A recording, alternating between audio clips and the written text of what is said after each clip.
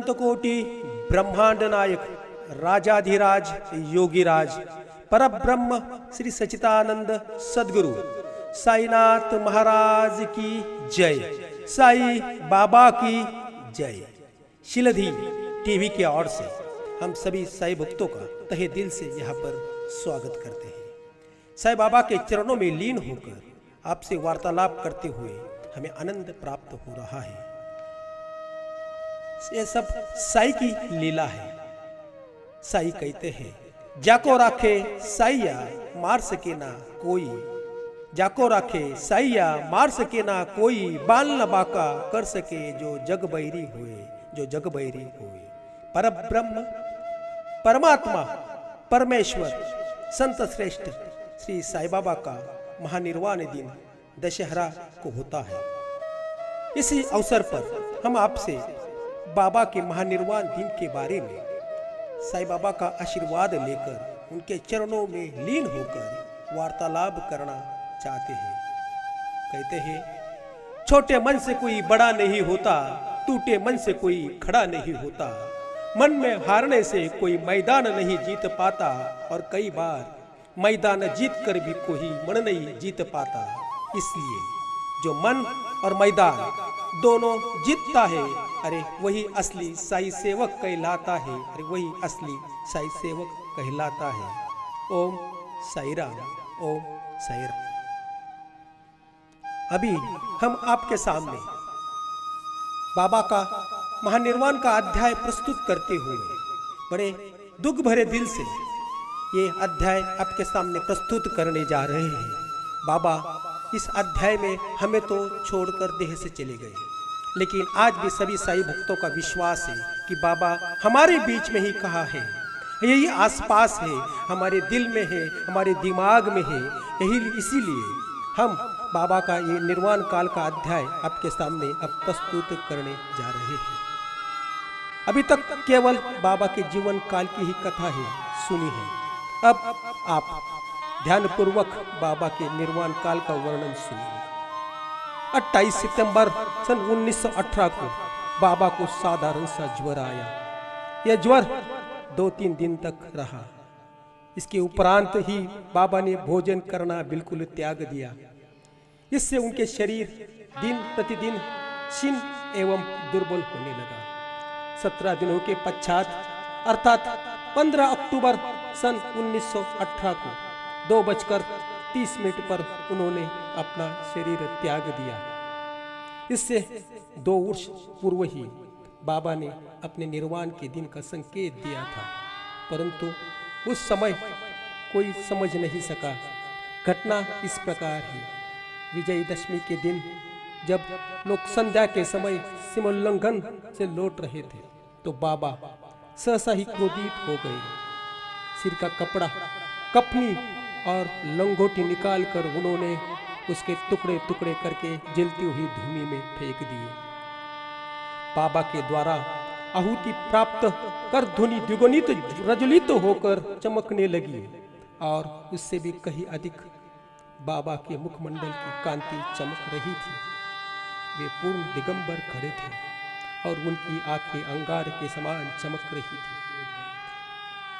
उन्होंने आवेश में आकर उच्च स्वर में कहा कि लोगों यहाँ आओ, मुझे देखकर पूर्ण निश्चय कर लो कि मैं हिंदू हूँ या मुसलमान। सभी भय से कांप रहे थे। किसी को भी उनके समीप जाने का साहस न हो रहा था।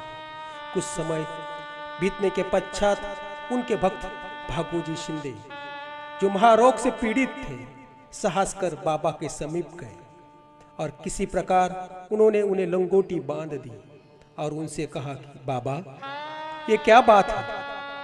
देव, आज दशहरा सीमोल्लंघन का त्योहार है।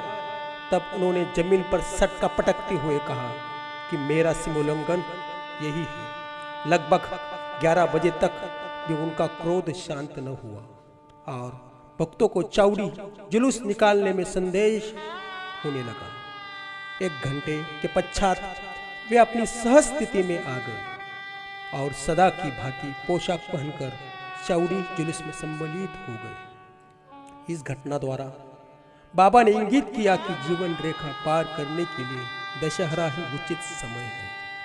परंतु उस समय किसी को भी उसका असली अर्थ समझ में न आया। बाबा ने और भी अन्य संकेत किए जो इस प्रकार हैं। उनमें से रामचंद्र दादा पाटिल की मृत्यु टालना। कुछ समय के पश्चात रामचंद्र पाटिल बहुत बीमार हो गए। उन्हें बहुत कष्ट हो रहा था। सब प्रकार के उपचार किए गए परंतु कोई लाभ न हुआ और जीवन से हताश होकर वे मृत्यु के अंतिम क्षणों की प्रतीक्षा करने लगे। तब एक दिन मध्यरात्रि के समय बाबा अनायास ही उनके सिरहाने प्रकट हुए। पाटिल उनके चरणों से लिपट कर कहने लगे कि मैंने अपने जीवन की समस्त आशाएं छोड़ दी है। अब कृपा कर मुझे इतना तो निश्चित बतलाइए कि मेरे प्राण अब कब निकलेंगे। दया सिंधु बाबा ने कहा कि घबराओ नहीं, तुम्हारी हुंडी वापस ले ली गई है और तुम शीघ्र ही स्वस्थ हो जाओगे। मुझे तो केवल तात्या का भय है। सन 1918 में विजयदशमी के दिन उसका देहांत हो जाएगा, किंतु ये भेद किसी से प्रकट न करना और नहीं उसे बतलाना, अन्यथा वो अधिक भयभीत हो जाएगा। रामचंद्र अब पूर्ण स्वस्थ तो हो गए परंतु वे तात्या के जीवन के लिए निराश हुए। उन्हें ज्ञात था कि बाबा के शब्द कभी असत्य नहीं निकल सकते और 2 वर्ष के पश्चात ही तात्या इस संसार से विदा हो जाएगा। उन्होंने ये भेद बाला शिंपी के अतिरिक्त किसी से भी प्रकट न किया।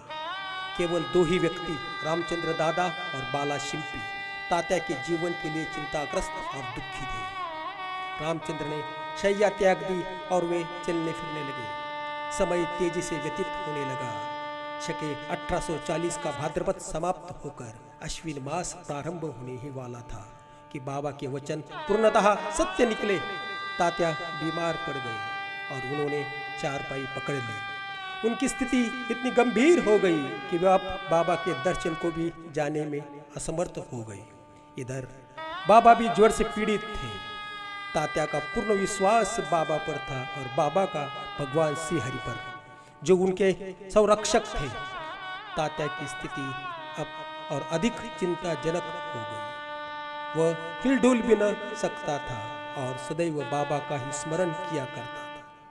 इधर बाबा की भी स्थिति उत्तरोत्तर गंभीर होने लगी। बाबा द्वारा बतलाया हुआ विजयदशमी का दिन भी निकट आ गया। तब रामचंद्र दादा और बाला शिंपी बहुत घबरा गए। उनके शरीर कांप रहे थे। पसीने की धाराएं प्रवाहित हो रही थी कि अब तात्या का अंतिम समय। जैसे ही विजयादशमी का दिन आया, तात्या की नाड़ी मंद होने लगी और उसकी मृत्यु निकट दिखलाने देने लगी। उस समय एक विचित्र घटना घटी। तात्या की मृत्यु टल गई और उसके प्राण बच गए, परंतु उसके स्थान पर बाबा स्वयं प्रस्थान कर गए और ऐसा प्रतीत हुआ जैसे कि परस्पर हस्तांतरण हो गया हो। सभी लोग कहने लगे कि बाबा ने तात्या के लिए प्राण त्यागे। ऐसा उन्होंने क्यों किया ये वही जाने, क्योंकि यह बात हमारी बुद्धि के बाहर है। ऐसा भी प्रतीत होता है कि बाबा ने अपने अंतिम काल का संकेत तात्या का नाम लेकर ही किया था। दूसरे दिन 16 अक्टूबर को प्रातःकाल बाबा ने दासगुनु को पंढरपुर में स्वप्न दिया कि मस्जिद थर्रा करके गिर पड़ी है। शिरडी के प्राय सभी तेली तांबुली मुझे कष्ट देते थे, इसलिए मैंने अपना स्थान छोड़ दिया है। मैं तुम्हें ये सूचना देने आया हूँ कि शीघ्र वहाँ जाकर मेरे शरीर पर हर तरह के फूल इकट्ठा कर चढ़ाओ। दासगुनु को शिरडी से भी एक पत्र प्राप्त हुआ और वे अपने शिष्यों को साथ लेकर शिरडी आए तथा उन्होंने बाबा की समाधि के समक्ष अखंड कीर्तन और हरिनाम प्रारंभ कर दिया। उन्होंने स्वयं फूलों की माला गुथी और ईश्वर का नाम लेकर समाधि पर चढ़ाए। बाबा के नाम पर एक सुधा भोज का भी आयोजन किया गया। विजयादशमी का दिन हिंदुओं के लिए बहुत शुभ है और सिमोल्लंघन के लिए बाबा द्वारा इस दिन का चुना जाना सर्वथा उचित ही है। इसके कुछ दिन पूर्व से ही उन्हें अत्यंत पीड़ा हो रही थी, परंतु आंतरिक रूप में वे पूर्ण सजग थे। अंतिम क्षण के पूर्व वे बिना किसी की सहायता के लिए उठकर सीधे बैठ गए। और स्वस्थ दिखाई पड़ने लगे। लोगों ने सोचा कि संकट टल गया और भय की कोई बात नहीं है तथा अब वे शीघ्र ही निरोग हो जाएंगे। परंतु वे तो जानते थे कि अब मैं शीघ्र ही विदा लेने वाला हूँ, इसलिए उन्होंने लक्ष्मीबाई शिंदे को कुछ दान देने की इच्छा प्रकट की। लक्ष्मीबाई एक उच्च कुलीन महिला थी। वे मस्जिद में बाबा की दिन रात सेवा करती थी।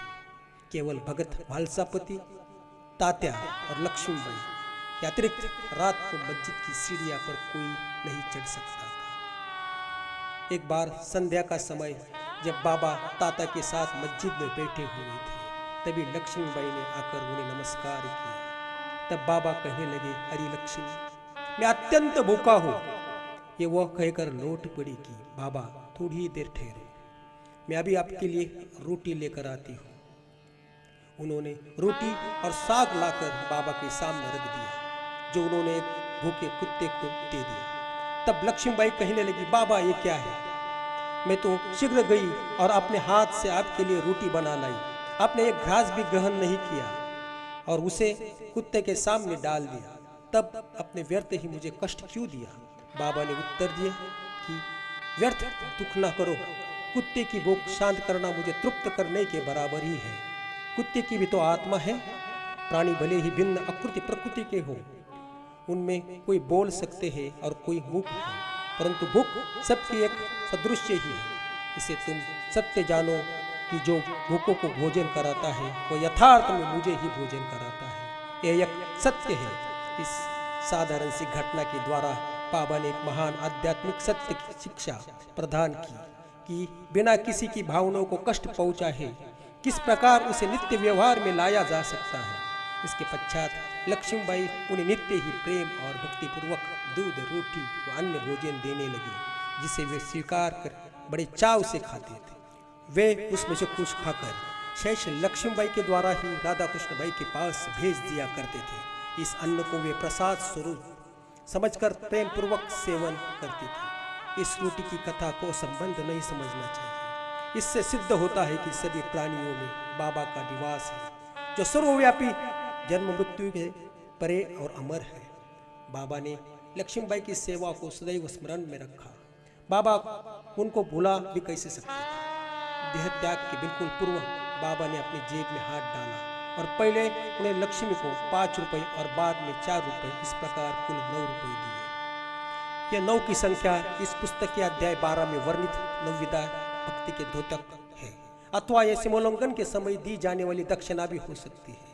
लक्ष्मीबाई एक सुसंपन्न महिला थी, अतः एवं उन्होंने रुपये की कोई आवश्यकता नहीं थी। इस प्रकार संभव है कि बाबा ने उनका ध्यान प्रमुख रूप से श्री भगवद गीता के स्कंद 11 और अध्याय 10 के श्लोक 6 की ओर आकर्षित किया हो, जिसमें उत्कृष्ट कोटि के भक्त ने 9 लक्षणों का वर्णन है, जिसमें से पहले 5 और बाद में 4 लक्षणों का क्रमशः प्रथम और द्वितीय चरणों में उल्लेख हुआ है। बाबा ने उसी प्रकार क्रम का पालन किया, पहले 5 और बाद में 4, कुल 9। केवल 9 रुपए ही नहीं बल्कि 9 के कई गुने रुपए लक्ष्मीबाई के हाथों में आए गए होंगे, किंतु बाबा द्वारा प्रदत्त ये 9 रुपए का उपहार वो महिला सदैव स्मरण रखेगी। बाबा सदैव सजग और चैतन्य रहते थे। उन्होंने अंतिम समय भी पूर्ण सावधानी से काम लिया। उन्होंने अंतिम समय सबको वहां से चले जाने का आदेश दिया। चिंतामग्न काका साहेब, बूटी और अन्य महानुभाव जो मस्जिद में बाबा की सेवा में उपस्थित थे, उनको भी बाबा ने बाड़े में जाकर भोजन करके लौट आने को कहा। ऐसी स्थिति में वे बाबा को अकेला छोड़ना तो नहीं चाहते थे, परंतु उनकी आज्ञा का उल्लंघन भी तो नहीं कर सकते। इसलिए इच्छा न होते हुए भी उदास और दुखी हृदय से उन्हें बाड़े को जाना पड़ा।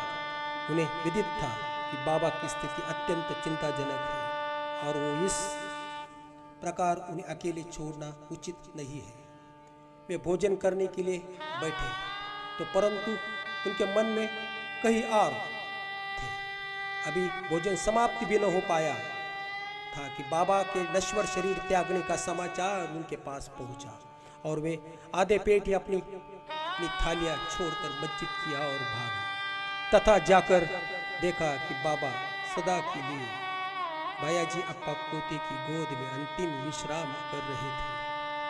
न वे नीचे लुढ़के और न शैया पर ही लेटे, अपने ही आसन पर शांतिपूर्वक बैठे हुए और अपने हाथों से दान देते हुए उन्होंने ये मानव शरीर त्याग दिया।